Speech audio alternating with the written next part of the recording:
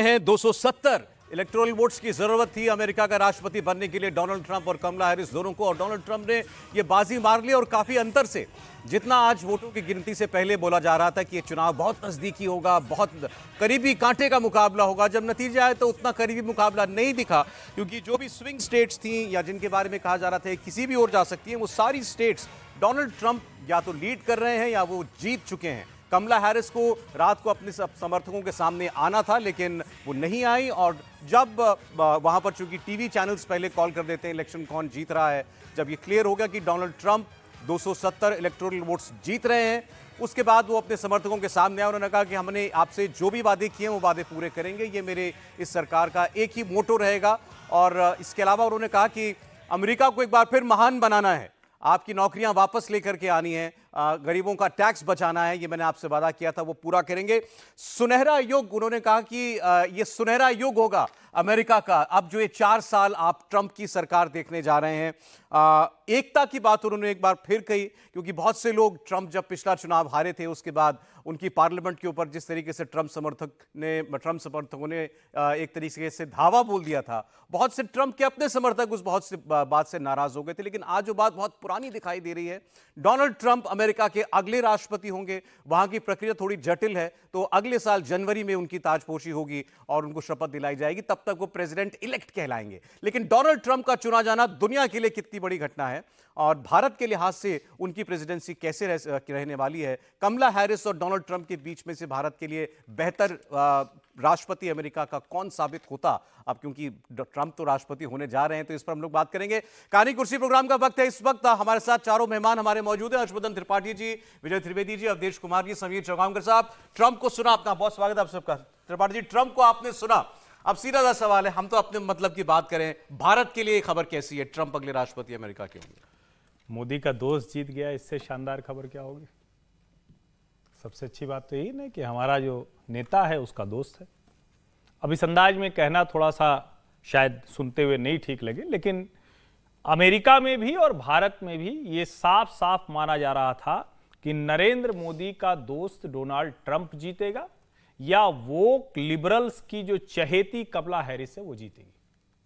आप सोचिए, जिन कमला हैरिस का मूल वो तमिलनाडु से आती हैं, और कई बार लोग कहते हैं ना कि तुमको नानी याद दिला देंगे, कहते हैं ना लोग, तो कमला हैरिस को इस चुनाव में नानी याद आ गई, जिनकी मां 13 वर्ष की उम्र में चली गई थी वहां। और बड़ा शानदार कमला हैरिस का भी जो पूरा करियर रहा है, बहुत स्ट्रांग हेडेड वुमेन है, बहुत शानदार तरीके से उनका एक करियर रहा है, बहुत अच्छी डिप्लोमेट हैं, बहुत स्ट्रांग वाइस प्रेसिडेंट रही। लेकिन सोचिए कि जब बांग्लादेश में हिंदुओं पर अत्याचार होता है तो हिंदू मूल की होने के बावजूद कमला हैरिस के मुंह से एक शब्द नहीं निकलता, और वो डोनाल्ड ट्रंप जो मोदी का दोस्त है वो बोलता है कि Hindu, Christian and other minorities के साथ जो बांग्लादेश में हो रहा है ये ठीक नहीं और हम इसको दुरुस्त करेंगे, और सिर्फ बांग्लादेश नहीं, दुनिया के किसी भी हिस्से में हम अत्याचार नहीं होने देंगे। और ये जो जीत है ये कई मायनों में बड़ी शानदार है। कई बार हम देखते हैं, जैसे हम अपने देश के चुनाव के लिहाज से देखते हैं, तो मान लीजिए 1 नेशन 1 इलेक्शन हो जाए, तो ये 1 नेशन 1 इलेक्शन है। सेनेट का भी चुनाव हो रहा है, हाउस का भी चुनाव हो रहा है, गवर्नर्स का भी चुनाव हो रहा है, यानी स्टेट एक तरह से हमारे यहां जो मुख्यमंत्री बनते हैं, और साथ में प्रेसिडेंट का भी चुनाव हो रहा है। अब आप सोचिए, एक तो 4 साल बाद सीनेट पे फिर से कब्जा हो गया, 51 रिपब्लिकन के सेनेटर हो गए हैं, और 50 होता है वो मार्क, 51 हो गए, 7 सीटें बाकी हैं। अगर वो पूरी डेमोक्रेट्स जीत जाएं तब भी सेनेट पे कब्जा होगा। सेनेट पे कब्जा को ऐसे समझिए, भारत की तरह वहां की व्यवस्था नहीं है। अगर सेनेट पर डेमोक्रेट्स होते तो भले डोनाल्ड ट्रंप राष्ट्रपति बनते, लेकिन उनकी कैबिनेट में जो इंपॉर्टेंट पोर्टफोलियो हैं वो डेमोक्रेट्स के पास चले जाते। ये इंपॉर्टेंट बात। दूसरा, जब हम कहते हैं गवर्नर्स, जो अमेरिका की स्टेट्स हैं उसमें 27 में रिपब्लिकन गवर्नर हो चुके, 23 में डेमोक्रेट्स हैं। यानी एक तरह से कहें, जो हमने 2014 और जो 2019 का बीजेपी का हमने मैंडेट देखा था वो, अब उससे थोड़ा सा और इतर कैसे है, अमेरिकी चुनाव में 45% ऑफ वोट्स वो लगभग तय हैं। यहां की तरह नहीं है कि 20% स्विंग कर जाते हैं, 35%, ऐसा नहीं है। वो तय है कि जैसे नीला आज आपने पहना तो तय कर लिया कि ये अब डेमोक्रेट ही रहेंगे सारी जिंदगी। रिपब्लिक नहीं होंगे, तो फिर ये लाल रुमाल भी है, तो थोड़ा सा इधर से बदलते हैं, दिल के नजदीक है। हालांकि सर बताएंगे भी दिल के नजदीक वाला, लेकिन इस तरह से अमेरिकी सोचते हैं। लेकिन अलग अलग मुद्दों में सबसे बड़ा मुद्दा क्या है वो सोचना चाहिए। इकोनॉमी वर्स्ट कर दी जो बाइडेन ने, बर्बाद कर दिया अमेरिकन इकोनॉमी को। जिस इकोनॉमी के बूते पर अमेरिका अपने आप को दुनिया का नंबर 1 देश कहता है, जिस इकोनॉमी के बूते पर वो दुनिया के अलग अलग देशों में मैनिपुलेशन ऑफ गवर्नमेंट कर देता है, वो इकोनॉमी कमजोरी। 50% ऑफ वोटर्स जो वहां के सर्वे में आए वो कह रहे थे कि सबसे इंपॉर्टेंट हमारे लिए इकोनॉमी है। वहां पर डोनाल्ड ट्रंप आपको दिख रहा है। और इकोनॉमी जब इंपॉर्टेंट है तो भारत से इंपॉर्टेंट आज की तारीख में दुनिया के मैप पर कोई देश है ही नहीं। चीन हुआ करता था, लेकिन आज की तारीख में सबसे इंपॉर्टेंट अमेरिका के लिए नहीं, पूरी दुनिया के लिए इकोनॉमिकली है। और मुझे लगता है कि डोनाल्ड ट्रंप अमेरिका के हितों को रखेंगे। कई बार टैरिफ को लेकर, इस तरह के ऑर्डर्स को लेकर हमारे उनके बीच में खींचतान चलेगी, लेकिन इतना तय है कि भारत विरोधी नहीं बता है। और एक और बता दूं, कुछ वहां जैसे हम लोग बात करते हैं ना कि कहां कहां ये वोक लिबरल ये सब पाए जाते हैं, तो वॉशिंगटन, कैलिफोर्निया और न्यूयॉर्क, ये 3 बड़े ठिकाने हैं अमेरिका में वोक्स के, लिबरल्स के, जहां कमला हैरिस यानी उनकी डेमोक्रेटिक पार्टी वो शानदार तरीके से जीत गई।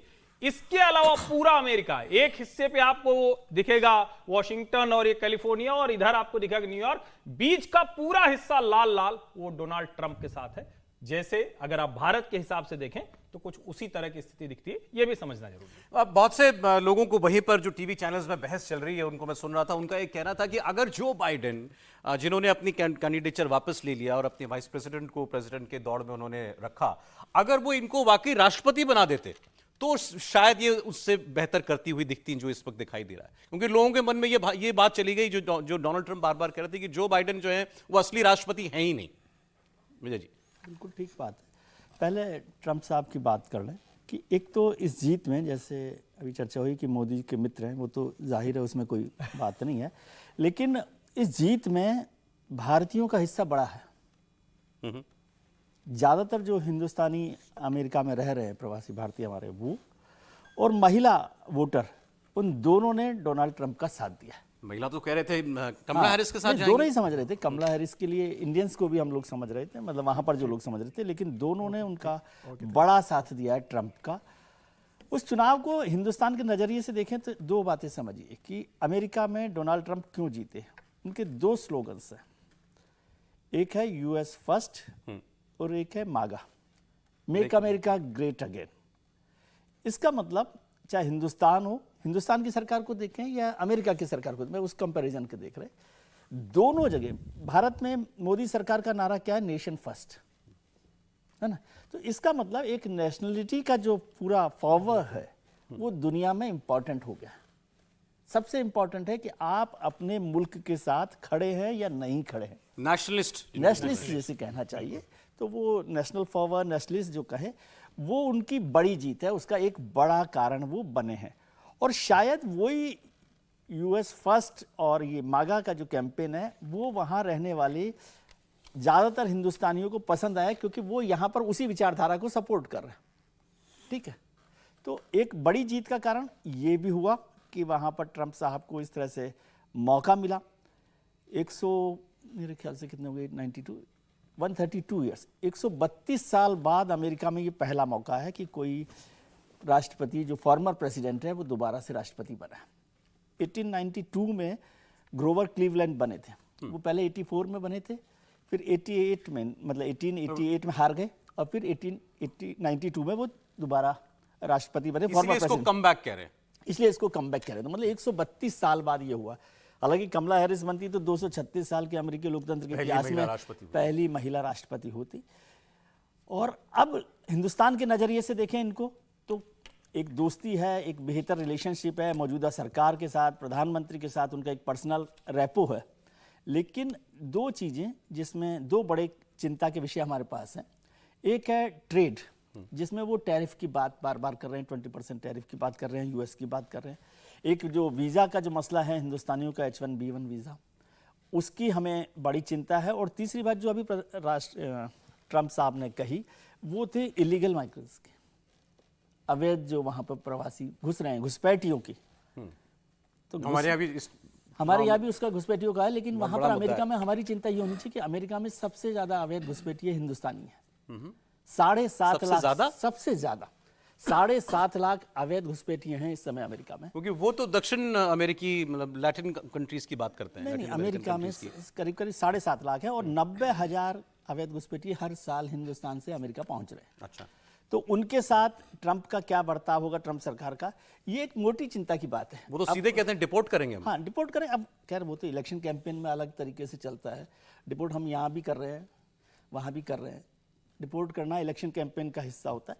तो ये बात वहाँ पर हुई है। अब कमला हैरिस की बात करें, कमला हैरिस का जो नुकसान हुआ मुझे लगता है वो था बाइडेन के साथ जो आपने चर्चा की वो तो है ही, लेकिन बाइडेन जिस तरह से इस इलेक्शन में रहे और बीच में से उनको जाना पड़ा, तो एक तो वो इलेक्शन में उनकी एंट्री कमला की बहुत लेट हुई है, उससे भी बड़ा नुकसान हुआ। और बाइडेन की जो एंटी इनकम्बेंसी थी उसका नुकसान उन्हें मोटे तौर पर उठाना पड़ा। और हिंदुस्तानियों के लिए जैसे अभी चर्चा भी हुई कि ट्रंप साहब ने सबसे पहले या अकेले आदमी होंगे दुनिया में जिन्होंने बांग्लादेशी हिंदुओं की बात की। सर, तो वो भी इंडिया थर्ड लार्जेस्ट है इलीगल इमिग्रेंट्स में 1.49 लाख Third largest. 3 साल में पकड़े तो गए। वो हमारे लिए चिंता की बात है कि उतने लोग वहाँ पर हैं। लेकिन कमला ने एक भारतवंशी होना तो अलग बात है, भारतवंशी होने से ही नहीं होता। यूएस में जब आप प्रेसिडेंट है तो सबसे पहले अपने देश की चिंता करते हैं। लेकिन लिबरल्स को लेकर, डेमोक्रेट्स को लेकर, वैसे जो ट्रंप साहब हैं वो 3 बार डेमोक्रेट पार्टी से भी रहे हैं, उन्होंने अब तक 7 बार पार्टी बदली है। तो कोई इतना बड़ी बात नहीं है कि 7वीं बार वो रिपब्लिकन के तौर पर लड़े। हालांकि जो नंबर अभी आ रहा है 277, ये बढ़ेगा कम होगा, लेकिन वो पिछला उनका जो रिकॉर्ड है उसमें पिछली बार उन्होंने 304 सीट जीती थी जी। और इस बार मुझे लग रहा है उनका जो वोट परसेंटेज है वो भी बढ़ रहा है। पिछली बार क्या हुआ था कि वो क्या नाम था उनका, हिलेरी क्लिंटन हिलेरी क्लिंटन को वोट परसेंटेज ज्यादा मिला था, 48% वोट था, लेकिन उनको 46% वोट मिला था, 46 मिला था। और नॉर्मली यदि पिछले 5 इलेक्शंस देखें तो जॉर्ज बुश के अलावा रिपब्लिकन्स को वोट जो है ना ज्यादा नहीं मिला, वोट परसेंटेज हमेशा डेमोक्रेट से कम रहा है। लेकिन इलेक्टोरल वोट्स यानी सीट्स जिसको हम बोलते हैं, वो सीट्स हमेशा इस बार लेकिन इनको पॉपुलर वोट और पॉपुलर वोट भी सीट्स ज्यादा दोनों मिला है। बिल्कुल। राज्यों में उनकी तादाद ज्यादा बढ़ी है, वहां पर हाउस ऑफ रिप्रेजेंटेटिव में भी उनका नंबर बढ़ गया है, सेनेट में भी उनका नंबर बढ़ गया। तो एक ज्यादा ताकतवर राष्ट्रपति के तौर पर वहां रहेंगे, क्योंकि सेनेट जो है वहां की बहुत महत्वपूर्ण है। एक बड़ा जो अंतर है भारत और अमेरिका में कि यहाँ तो आपका लोकसभा जो है अपर हाउस वो सारे महत्वपूर्ण बिलों को पास करता है, लेकिन वहाँ सेनेट या हाउस ऑफ रिप्रेजेंटेटिव कोई भी एक बिल को पास कर सकता है। मतलब दोनों जगह की जरूरत नहीं है, कोई भी एक बिल को पास कर देगा तो वो, तो इसलिए सेनेट में भी उनकी ताकत होना सेनेट में भी मेजॉरिटी है और दोनों हाउस में जगह- भी दोनों जगह उनकी मेजॉरिटी majority है। है। हो जाएगी, नहीं हुई है, हो लेकिन जाएगी अभी वो, लेकिन वो 83 बाकी हैं। हाँ, लेकिन वो हो जाएगी, उसमें कोई असर नहीं। तो सर मोदी जी के दोस्त होना ही बहुत है, भारत के लिए अच्छी खबर मान लें इसको। देखिए इसको मतलब किस रूप में अच्छी खबर मानेंगे। भारत का राष्ट्रीय और अंतर्राष्ट्रीय हित क्या है? क्या वो डोनाल्ड ट्रंप के विजय के बाद बदलते हुए अमेरिका और बदलती हुई दुनिया में जो उनकी नीतियां होंगी वो क्या भारत के उस राष्ट्रीय और अंतर्राष्ट्रीय हितों के अनुकूल होगा? जब इस क्वेश्चन को हम करेंगे तब इसका उत्तर मिलेगा। एक चीज विजय जी को करेक्ट कर दो, उन्होंने अमेरिका में भारतीय इमिग्रेंट्स की संख्या केवल 2% अभी तक कॉट हुई है टोटल इमिग्रेंट्स का। हाँ, तो ये भारत में जो है, ये मैं आपको पढ़ रहा हूं, Mexico 21 lakh, Honduras 6.4 lakh, Guatemala 6.37, Cuba 4.06, Venezuela 3.23 और भारत का 1919 से 2023 तक कुल 1.4 लाख पकड़े गए। नहीं, हंसने का विषय नहीं, थोड़ा करेक्शन, वो पढ़ के ही बोलते हैं, लेकिन कई बार 7.4% कहीं जो है बताया कि अभी उनके 2%। टाइम्स ऑफ इंडिया की खबर है, परसेंटेज नहीं latest। बता रहा मैं, खैर, नंबर बता रहा हूँ। तो इसलिए बताया भारत के लोग अगर देखिए, जब 7 जनवरी 2021 को जब अमेरिकी संसद पर अटैक हुआ था, जिसको आपने कहा कि डोनाल्ड ट्रंप के समर्थकों ने किया है, आज तक अमेरिकन इकोसिस्टम इसको साबित नहीं कर सका है कि उसमें डोनाल्ड ट्रंप की भूमिका थी, वो डोनाल्ड ट्रंप के सपोर्टर्स थे, लेकिन इकोसिस्टम उसको इसी रूप में बढ़ाता रहा है। उन सब पर मुकदमे चले हैं। एक ऐसा व्यक्ति जिसको अमेरिका के संपूर्ण इकोसिस्टम जो अति वामपंथी और लिबरल इकोसिस्टम था, जिसमें इस समय डेमोक्रेट ओबामा के बाद से जो उन्होंने रास्ता लिया और जिस आधार से उन्होंने नोबेल पीस प्राइज जीता था जाके, तो उसके बाद से जो वहां का इसने पूरी तरह खत्म करने के लिए वहां का मीडिया, वहां का प्रशासन सबने कोशिश की। अगर वो रिटर्न हो करके, मतलब जिसके विरुद्ध जो 1898 की बात करें वो बात ठीक है, लेकिन जिस आदमी के बड़ी बड़ी प्रॉपर्टी पर बुलडोजर चला ध्वस्त किया गया हो वहां, और जिस पर मुकदमे चले हो, उसको अमेरिकी जनता अगर चुन रही है, तो यह विश्व इतिहास की असाधारण घटना है। एक महाशक्ति का बदलाव उस देश के बदलते हुए के साथ साथ बदलती हुई दुनिया ये भी बताता है कि पिछले 4 साल कितनी खराब सरकार चली होगी। वही बता रहा हूं ना। तो क्या है, देखिए, ये अब हम कह रहे हैं खराब सरकार चली, नतीजों की वजह से इतने वोट मिल रहे हैं वहां के। आप अखबारों को देख लीजिए ना, बीच में के अंतिम समय तक, अगर 1-2 एजेंसियों को छोड़ दीजिए आप, तो अंतिम समय तक ऐसा बताया जा रहा है कि डोनाल्ड ट्रंप अब हारने ही वाले हैं। कहीं कहीं बता दिया लास्ट में, रात में न्यूयॉर्क टाइम्स को लास्ट में कहना पड़ा है रात में कि डोनाल्ड ट्रंप को ज्यादा वोट मिल रहे हैं। ये पूरा वहां का प्रचार था। तो इस समय पूरा यूरोप चाहता था कि कमला हैरिस जीते। पूरे बड़े बड़े जो है वहां के जो ब्यूरोक्रेट्स हैं, सारे थिंक टैंक से, आपको पता है ना कि हार्वर्ड विश्वविद्यालय में जो म्यूजिक बज रहा था, जिसको कि वॉच हाउस बोलते हैं, वहां एकदम से शांत पड़ गया है आते हुए। तो ये स्थिति बनी है। देखिए, डोनाल्ड ट्रंप ने जब वो हमले हुए थे उसके बाद कहा था कि 20 जनवरी को पावर ट्रांसफर होगा, लेकिन अमेरिका को महान बनाने के संघर्ष की हमारी शुरुआत थी। और जो नीला कुर्ता और लाल टोपी था वो अमेरिका में प्रतीक बना। 50 से ज्यादा रैलियां हुई, मारपीट हुई, और उसके बाद लोग खड़े हुए। तो अकेले डोनाल्ड ट्रंप के समर्थक नहीं थे। जो उस समय मिट रोमनी जैसी थी, जिन्होंने रिपब्लिकन पार्टी का विरोध में इनका विरोध कर दिया, तो वो बाहर हो गए। सर एक बार फिर जरा भारतीय कॉन्टेक्स्ट तो अब कह रहा हूं ना, सुनिए, वही कह रहा हूं कि इस समय जो बदला है कि जो सिस्टम अमेरिका के लोगों ने माना है कि जो मानवाधिकार के नाम पर, रिलीजियस फ्रीडम के नाम पर, और दुनिया में डेमोक्रेसी के नाम पर जो जो जो डेमोक्रेट्स ने किया है, वो अमेरिकन इंटरेस्ट को खत्म करने वाला साबित हुआ है। भारत के बारे में जब दोनों बयान दिए डोनाल्ड ट्रंप ने, वहां के लोगों ने जो मानवाधिकार और स्वतंत्रता, उन्होंने भी सोचा कि बांग्लादेश पर हिंदुओं में अटैक हो रहा है, कनाडा में अटैक हो रहा है, कमला हैरिस या हिलरी क्लिंटन या ओबामा कोई बयान देने के लिए खड़ा नहीं हो रहा है। ये कैसा हो सकता है? डोनाल्ड ट्रंप ने कहा, जब पाकिस्तान ने भारत को परेशान किया और एक चीन ने, तो हमने नरेंद्र मोदी को कहा कि आइए हम कुछ करते हैं। उन्होंने कहा कि नहीं, मैं अकेले हूं। और जब मैं उनसे बात करता हूं तो एक फादर फिगर की तरह उनकी छवि हमारे बीच आती है। India is a great country. India के लिए है कि पहली बार डोनाल्ड ट्रंप में इंडियन ओशियन का, ये जो पैसिफिक ओशियन जिसको कहा जाता था, एशिया पैसिफिक, उसको इंडो पैसिफिक नाम दिया कि ये भारत इस क्षेत्र का है। दूसरा, उसने जो समझौते किए भारत से, नाटो का दर्जा दिया, हमारे पास लॉजिस्टिक सिस्टम बनाए, भारत को इस क्षेत्र में खुले छूट दी। और जब जब भारत को जरूरत पड़ी वो खड़े हुए हैं। वो इस देश के उस देश की माइनॉरिटी, जॉर्जिया प्रांत, एक लाइन, जॉर्जिया प्रांत में डेमोक्रेट सांसदों ने आरएस से जुड़े संगठनों की जांच शुरू की थी कि इनकी जांच करो कहां से पैसे आ रहा है। उस जॉर्जिया प्रांत से ये जीत के आ रहे हैं। तो ये बदलाव है। और इस समय दुनिया में जो बनाया गया है कि भारत और अमेरिका में एक समानता थी, वहां डेमोक्रेटिक खत्म हो जाएगा, रिलीजियस फ्रीडम खत्म होगा, लोगों के जो है अभिव्यक्ति की स्वतंत्रता खत्म हो जाएगी। ये सारे वहां जो थे हमारे देश के तरह के नारे थे, और उस पर एक विजय हुई है। क्योंकि अमेरिका में जो है सौरभ जी, सोवियत संघ से ज्यादा, मतलब जो सोवियत संघ था उससे भी ज्यादा हार्ड लेफ्ट रहा है वहां रिपब्लिकन के लिए। कैंपेन सोचिए, कैंपेन क्या था कि डोनाल्ड ट्रंप तो हमारे दुश्मनों का दोस्त है। डोनाल्ड ट्रंप रूस के राष्ट्रपति व्लादिमीर पुतिन का दोस्त है। ये चीन में इनके बिजनेस इंटरेस्ट है। ये कैसे अमेरिका के हितों की रक्षा कर सकते हैं? उसके बावजूद ये नतीजा आप देख रहे हैं। समीर जी, देखिए, डोनाल्ड ट्रंप अमेरिका के राष्ट्रपति बन गए हैं। पहली बार जब डोनाल्ड ट्रंप जीते थे, प्रधानमंत्री मोदी के साथ उनकी बहुत अच्छी दोस्ती थी। जब वो डोनाल्ड ट्रंप हारे जो बाइडेन से, तो कहा गया कि भाई दोस्त हार गए हैं, अब जो बाइडेन से कैसे संबंध होंगे। तो वही जो बाइडेन प्रधानमंत्री मोदी के अच्छे दोस्त थे। मोदी ने कहा मेरे दोस्त, माय फ्रेंड जो बाइडेन ने कहा माय बेस्ट फ्रेंड प्रधानमंत्री मोदी। तो प्रधानमंत्री मोदी की खूबसूरती है, बाइडेन जीते तो भी प्रधानमंत्री मोदी के दोस्त है, और ट्रंप जीते तो भी प्रधानमंत्री मोदी के दोस्त थे। जेलेस्की भी प्रधानमंत्री मोदी के दोस्त थे, और पुतिन भी प्रधानमंत्री मोदी के दोस्त थे। तो इससे भी यह कह देना कि प्रधानमंत्री मोदी के दोस्त जीते और कमला हैरिस जीतती तो प्रधानमंत्री मोदी को तकलीफ होती।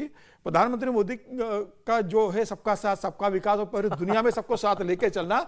कमला हैरिस भी वो कहती है कि प्रधानमंत्री नरेंद्र मोदी मेरे बेस्ट फ्रेंड है, और मोदी भी कहते हैं कि कमला हैरिस मेरी बेस्ट फ्रेंड है। देखिए, जब देश का राष्ट्र का प्रमुख चुना जाता है तो वो दोस्ती नहीं, अपने देश के हित पहले देखता है। वो अपने देश के हित के निर्णय लेता है। डोनाल्ड ट्रंप से प्रधानमंत्री मोदी के संबंध अच्छे रहेंगे, बहुत अच्छा कार्यकाल रहा था उनका पहले 5 साल का।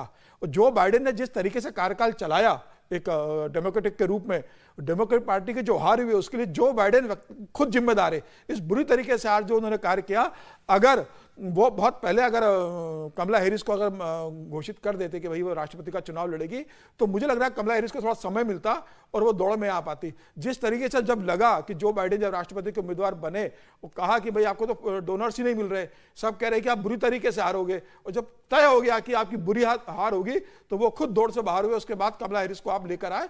इसका भी एक बड़ा इंपैक्ट पड़ा कि आप इतने कमजोर आदमी को उम्मीदवार बना रहे हो कि जिसकी हार तय थी, जिसको डोनर नहीं मिल रहा है। अब मुझे लग रहा है कि जब 5 साल का जो कार्यकाल रहा था ट्रंप का, 5 साल ट्रंप ने बाहर से सब देखा है। अब ट्रंप अंदर से भरे होंगे, 5 साल के कई डिसीजन होंगे, और ये वो जानते हैं इस बात को कि अब ये उनका आखिरी कार्यकाल है, इसके बाद तो राष्ट्रपति बनेंगे नहीं। तो इस बार वो कोई बड़े निर्णय लेने वाले हैं अमेरिका के अंदर, क्योंकि जनरली राष्ट्रपति ये देखता है जब पहली बार बनता है तो उसको लगता है कि दूसरी बार भी मैं जब बनूंगा तो वो दूसरी बार के हिसाब से भी कई निर्णय उसके प्रभावित होते हैं। अब ट्रंप को मालूम है कि अगला कार्यकाल मेरे पास रहने नहीं वाला है, तो इस 4 साल का मेरा जो कार्यकाल रहेगा तब मैं सारे निर्णय लूंगा। आधी दुनिया में डर इसी बात का है जो आपने बिल्कुल कहा। अब 20 जनवरी को करेंगे क्या अमेरिका में 20 जनवरी की डेट फिक्स होती है शपथ ग्रहण की। 20 जनवरी को शपथ ग्रहण होता है, तो 20 जनवरी को ये शपथ ग्रहण लेंगे। उसके बाद ये पहला डिसीजन क्या लेते हैं ये देखने सर वाली एक और बात, होगी। 3 असैसिनेशन अटेम्प्ट्स, एक बार गोली बिल्कुल, छू के गोली निकल छू- जाना, 3 बार इस आदमी को चुनाव के कैंपेन के बीच में ड्यूरिंग कैंपेन मारने की कोशिश की गई हो। वोटर्स ने सोचा होगा ना भाई कौन है जो इस आदमी को देखना ही नहीं चाहता कि राष्ट्रपति बने, और इतना ताकतवर है कि बार बार हमले करा रहा है। देखिए ट्रम्प ऐसे अमेरिका के राष्ट्रपति निकले कि जो बहुत खुलकर बोलने वाले रहे, बहुत वोकल रहे, और राष्ट्रवाद की बात जो अमेरिका के अंदर नहीं की जाती वो राष्ट्रवाद की बात खुलकर बात करने वाले रहे। उनका पहले 5 साल का आप कार्यकाल देख लीजिए, जब वो राष्ट्रपति नहीं रहे, चुनाव हार गए, उसके बाद भी उन्होंने कई जगह प्रचार किया, और जिस तरीके से उनके जो वक्तव्य आते थे वो ये बताते रहे लगातार, वो बाइडेन पे हमलावर रहते थे कि किस तरीके से इन्होंने 5 साल से इकोनॉमी को खत्म कर दिया है, किस तरह से अमेरिका की ताकत को दुनिया में कमजोर कर रहे हैं, किस तरह रशिया के सामने डूब रहे हैं, किस तरह ये चाइना के सामने अपने घुटने टेक रहे हैं। तो उन्होंने अमेरिका की जनता को बताया कि आपने ऐसा राष्ट्रपति बनाया कि जो सबसे बड़ी सुपर पावर अमेरिका थी वह न रशिया यूक्रेन के मामले में कोई दखल दे पा रही है, न चाइना को कंट्रोल कर पा रही है। इन्होंने अमेरिका को कमजोर कर दिया है। और मुझे लग रहा है कि जनता ने माना कि अमेरिका का जो रुतबा दुनिया में था वो कहीं ना कहीं कम हुआ है। तो अमेरिका जो नेशन फर्स्ट, दुनिया की जो दादागिरी अमेरिका की चलती थी, उन्हें लगा अमेरिकन को वापस ट्रंप को लाना पड़ेगा। तो ट्रंप आएंगे तो अमेरिका में फिर दुनिया की एक दादागिरी, एक वर्चस्व, एक दबदबा की जो छवि है, वह ट्रंप जिस तरीके से काम किया था पहले 5 साल वह दिखाना चाहते हैं। और ट्रंप ने बताया कि मैं आऊंगा तो नेशन फर्स्ट की जो है, और जिस तरीके से घुसपैठी अमेरिका के अंदर डेमोक्रेटिक इसमें चले आ रहे थे उसे मैं कंट्रोल करूंगा। तो डोनाल्ड ट्रंप ने कहा कि अगर इस बार आपने मुझे नहीं चुना और इस घुसपैठिए वाली समस्या का हमने कोई समाधान नहीं निकाला तो शायद ये आखिरी ऐसा इलेक्शन होगा जिसमें कोई फ्री वोट हो पाएगा, वरना हमेशा से तय रहेगा कि कौन जीतने जा रहा है। इतना उनके पास वीटो वोट आ जाएगा जो इलीगल इमिग्रेंट्स आ रहे हैं। भारत के लिहाज से हर्षवर्धन जी, शायद समय पूरा ना मिल पाएगा, आपका जवाब पूरा करने के लिए ब्रेक लेना पड़े, फिर भी कोशिश करते हैं। हमारे 3 प्रमुख जो चिंता की बातें हैं, चाइना, ट्रेड के अलावा, आप क्योंकि ट्रेड की हम लोगों ने बात कर ली, हाँ, चाइना, कनाडा और हमारे पड़ोस में दोनों तरफ। नहीं, मुझे लगता है कि सबसे बड़ी चिंता भारत की जो है रेडिकल इस्लाम, इससे बड़ी चिंता कोई नहीं है। रेडिकल इस्लाम के खतरे से निपटने में भारत का अमेरिका मददगार पिछले 4 वर्षों में नहीं हुआ, ये एक स्थापित और घोषित तथ्य है, नंबर 1। तो कम से कम डोनाल्ड ट्रंप के ऑफिस में रहते हुए अब ये नहीं माना जा सकता कि रेडिकल इस्लाम की लड़ाई में अमेरिका साथ नहीं देगा। नंबर 1 तो यही है। जब हम पाकिस्तान की बात करते हैं तो पाकिस्तान के साथ अगर जो मदद खत्म की तो डोनाल्ड ट्रंप ने अपने पिछले राष्ट्रपति के कार्यकाल में की थी, जिसके बाद इमरान खान वॉशिंगटन गए और उन्होंने कहा कि हमारे यहाँ 40-50 हजार आतंकवादी थे। एक तरह से वो एडमिशन हो गया, वो भी एक अपने आप में बहुत बड़ी घटना थी। और एक तरह से कहें कि भारत के लिए अच्छा यह था कि जब उसने मदद करनी बंद कर दी तो भारत के लिए वो थोड़ा सहूलियत हो गई, ये एक बात है। दूसरा ये कि डोनाल्ड ट्रंप के आने से जो क्वाड का जो जापान, ऑस्ट्रेलिया और अमेरिका के साथ भारत का एक गठजोड़ है वो और मजबूत होगा। सर एक सेकंड बस, हम इंतजार ही कर रहे थे कि ये कब आता है। ट्वीट आ गया, नरेंद्र मोदी ने डोनाल्ड ट्रंप को बधाई दी है। Heartiest congratulations to my friend real Donald Trump on your historic election victory, my friend Donald Trump.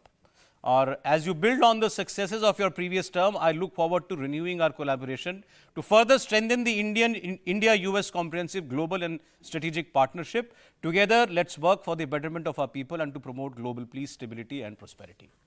अब चूंकि नरेंद्र मोदी और डोनाल्ड ट्रंप का अपना एक दूसरे तरह का रिलेशन है जिसको हम पर्सनल रिलेशन कहते हैं, लेकिन इसके साथ अब जब जिस बैलेंस में हम खड़े हैं, हमने अभी जो चाइना के साथ अपने रिलेशन दुरुस्त किए हैं, ये छोटी घटना नहीं है। अमेरिका हमेशा चाहेगा कि भारत और चीन के रिश्ते इस तरह के तनाव वाले रहें जिससे उसे हमारी तरफ देखना पड़े, ये हमेशा चाहेगा अमेरिका। डोनाल्ड ट्रंप क्या और लाउड होंगे? डोनाल्ड ट्रंप की भूमिका जो नरेंद्र मोदी कह रहे हैं और डोनाल्ड ट्रंप भी वो चाहते हैं, क्योंकि पिछले कार्यकाल में वो किम जोंग उन से मिलने तक चले गए थे, तो हो सकता है कि डोनाल्ड ट्रंप और नरेंद्र मोदी कम से कम एक मोर्चा, दूसरा वाला तो मुश्किल है थोड़ा, मिडिल ईस्ट वाला, लेकिन ये जो रशिया यूक्रेन वाला युद्ध है इसको रोकने में मददगार हो सकते हैं अगर ये हो गए। एक बात कही है अभी ट्रंप ने कहा कि हम युद्ध नहीं होने हाँ, देंगे, बिल्कुल। तो युद्ध को रोकने तो की अगर बात की है। ये और दोनों मिलके आते हैं- प्रधानमंत्री ने अभी कहा कि ये युद्ध का नहीं बुद्ध का समय बिल्कुल, है, तो वो ये भी दोनों एक एक बहुत ट्रैक बड़ी पर चीज हैं। चलिए इस पर आगे ब्रेक के और बाद इसको बात कर आगे पाएंगे। अगर समझें तो ये युद्ध अगर रुकेगा तो Russia China all weather friend है, भारत से भी अच्छी दोस्ती है, लेकिन अगर ये युद्ध रुकवा ले गया भारत अमेरिका के सहयोग से, तो ये बहुत बड़ा, जिसको हम कहते हैं कि बैलेंसिंग के लिए हमारे पास बहुत बड़ा अस्त्र हो जाएगा।